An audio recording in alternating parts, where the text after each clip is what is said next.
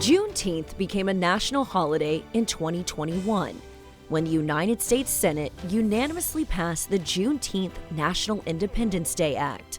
President Joe Biden signed the bill to officially make it the 11th American federal holiday. While national recognition for Juneteenth happened recently, African Americans have celebrated the day for more than a century and a half.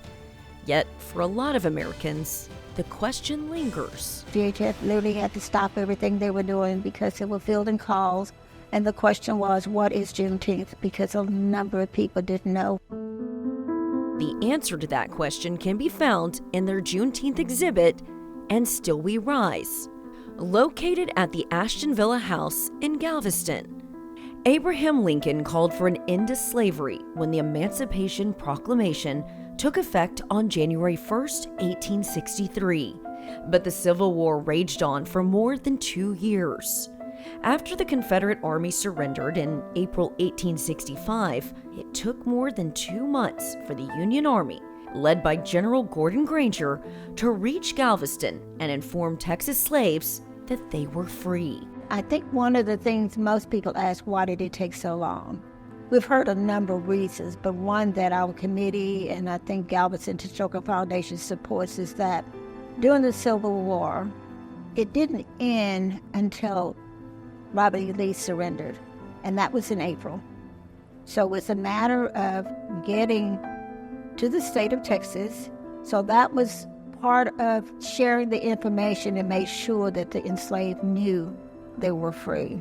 African Americans have celebrated Juneteenth since 1866, but it didn't become an official Texas state holiday until 1980, and not a national holiday until 2021, thanks in large part to Reverend Dr. Ronald V. Myers and Texas native Opal Lee, who stood next to President Biden when he signed the bill to recognize Juneteenth as a federal holiday.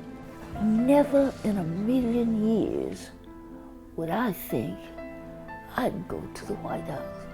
Never. But to have the president and the vice president invite you to the White House, that's mind-boggling. Juneteenth means freedom, and not just for black folk, not just for people in Texas. Freedom's for everybody. But like many moments in history, the moment is actually a work in progress. The order, number 3, is the one that everybody talks about. But if you read the order, the last couple of lines contradicts what is said earlier, where we have the word absolute equality. In some cases, we don't see that happening.